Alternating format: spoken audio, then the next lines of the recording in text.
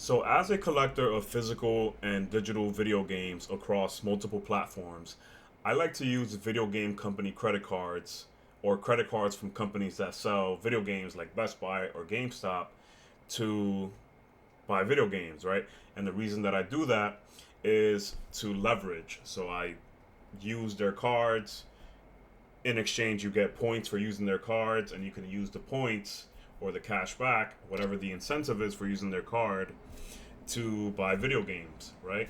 Um, and I have other cards for cash back, and not just video game stuff, but I have some of those. And so um, there are some that are better than others, and that's what I want to talk about today.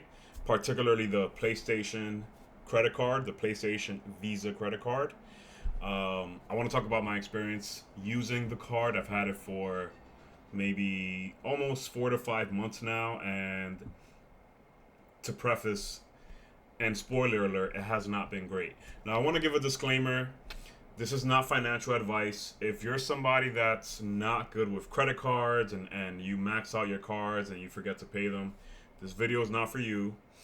Um, I've made a couple of videos on this topic in the past, and somebody's like, "Hey, like, what? Don't get a credit card for video games." Like, no, if you are responsible and you can pay your bills, like, and you're, a responsible adult, then you can listen. But if not, then just go to the next video. But yeah. So why is it bad? So in my experience, so I signed up for this card a few months ago. Like I said, I have the PlayStation card, I have the Xbox card, I have the GameStop credit card, and I also have the Best Buy card. And I've used all of those cards to um, pay like my regular bills, right? So I'll pay like my phone bill, my utility bill, right? In exchange, I'll get points, and I'll use the points to to buy games, right? So I can put the credit that I get from using those cards towards the games. So that's awesome. And so I said, why not sign up for the PlayStation card? I got a PlayStation Pro recently. I had the PS5.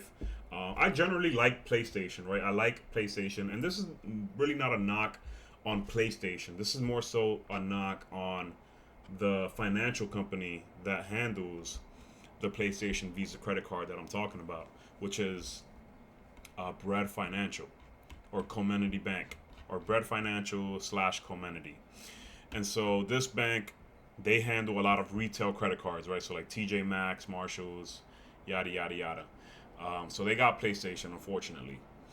And so, in exchange, it could have been like a Citibank, it could have been Wells Fargo, it could have been Chase, something like that. But instead, this is more of a financial institution than a traditional bank. And so, to get to it, so why is it bad? So empty promises, right? So I got an email from these guys saying, "Hey, you've earned a $100 statement credit," and so I was super excited, right? Because the intro promo to getting the card was you spend 500 in the first 60 days, which I did. Like I said, I'll spend um, money for my utility bill, phone bill, everyday stuff, right? And the exchange or the reward was $100 statement credit. So I'm excited. I used the card to buy Rido, the new Atlas game that came out recently, or the most recent game. And so it says here, you've spent 500, so you've earned $100 statement credit. So I'm, jumping through the roof, free game, right? Like, this is why I use these cards, right? And so, um, couple of weeks go by, and I'm looking at my statement, because statement credit is just a credit that shows up in your account. And so I'm waiting, I say, you know what, let me give these guys a call. And so I'm speaking to them, and lo and behold, they have no idea what I'm talking about. These customer service reps have no idea what I'm talking about. I feel like I'm living in bizarro land, right? Like, I'm saying, hey, I got an email from you guys, and they're like, oh, we don't see anything. Like, we don't know what you're talking about, kind of thing. These are overseas reps and stuff like that, and like, they're I don't know if it makes any difference, but they're not in the U.S., which kind of makes it hard. Sometimes there's a communication barrier there, and I say that because they were clueless. They were like, "Oh, well, maybe you need to call the PlayStation Rewards department." So this is the department that, separate from the bank, they handle um, the rewards, right? So like we're redeeming it. Like let's say you have an issue redeeming it, you call that department, and they're more so in PlayStation's house, right? This is the bank's house. The statement credit is the bank's house, right? And so the bank, the customer service, I've called multiple times. One time they had me on hold for like 10 minutes and just hung up as I was explaining my issue. Um, and generally they were just clueless, right? Terrible customer service experience. Somebody, myself, I'm in customer service. I've worked in customer service for 15 plus years, more than that, honestly. And this was just terrible customer service from, I feel like I'm being gaslighted here. But I wonder if that even applies. But yeah, so that's probably the where this all stemmed, right? And yeah, the customer service was poor. They didn't know what I was talking about. They referred me to the wrong department. Just a complete waste of time. After a while, it just becomes a complete waste of time calling this department, that department, you know. Um, and so that was a terrible experience. And then just the side of like using the card and actually getting the points. I think I spent well over $1,000, and it says here you have to earn 5x points for every dollar spent. No, you get five times points for every dollar that you spend directly at PlayStation Station and Sony Store. Okay, I didn't do too much of that. I'll be honest. 3x points for every dollar spent on cable and internet. Didn't do too much of that. I got two X points and 1x points just for regular stuff. For every dollar spent on all other purchases. So I still haven't even gotten to redeem anything from this card, right? Like not even $5, and you have to wait to have $10 worth of points to use any of the points, right? First of all, you can't spend the $5. You got to wait to get 10, and this makes me think of the Xbox card, which is honestly brilliant. Like the Xbox card, I wish PlayStation had picked those guys to handle this, because it doesn't matter you have $1, $2, $3, $4. You can redeem those points at any time. You know when you're like surfing through the sales and you're looking through the games and there's a game that's like $3, right? And you're like $3, whatever. Like I'll add that to my collection. So sometimes that's me. Sometimes that's me. I'll be honest. I'll buy the $3 game. I might not even play it. I don't know. But um, that's something you can do with the Xbox card that you can't do with the PlayStation card, which I think is worth mentioning. And yeah, the Xbox card is just way better than this one by a long shot. The Best Buy card is pretty good as well, and the GameStop card is all right.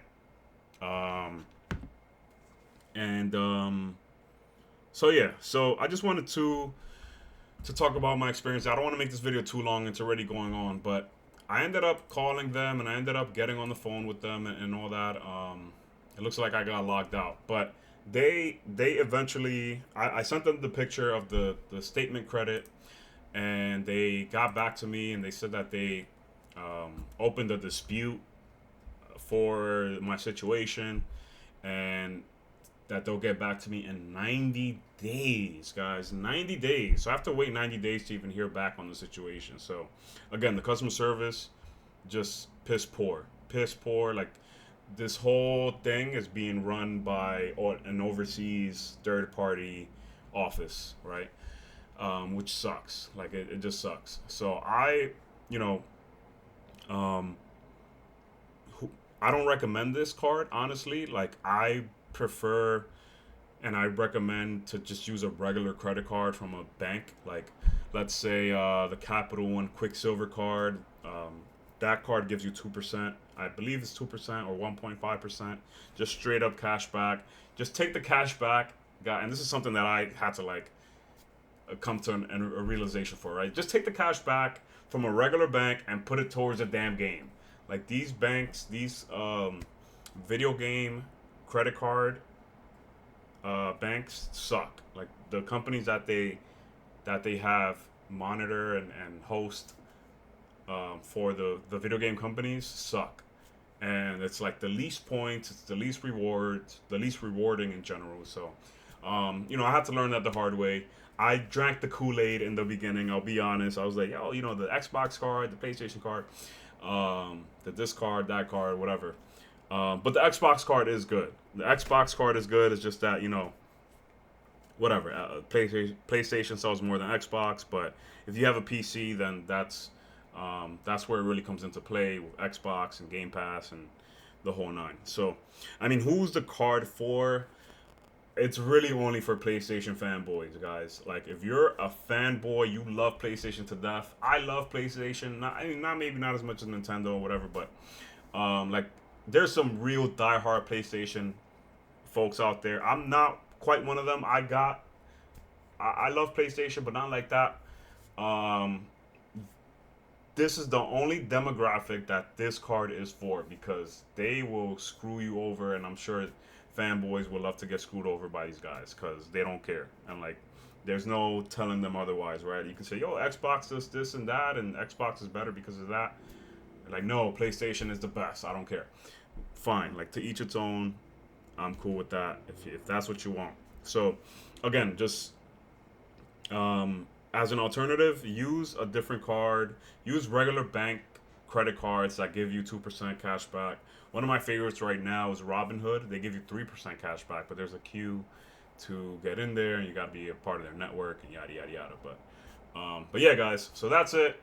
I appreciate you guys hearing me rant, and this was something that I've been wanting to make a video on for a long time. Just looking out for you guys as consumers because we're adults now, and a lot of adults that grew up not having access to games from a money perspective have that access now. Like, we're adults, we're working full-time jobs, we spend our money, hard-earned money on games, and these games aren't cheap, right? So if we could save a few bucks on them, why not, right? But this one is not it, unfortunately. If you like this video, you found this helpful, please like, comment, and subscribe. We're working to get to 1,000 subs, and yeah, guys, I appreciate you watching and making it this far out. Peace.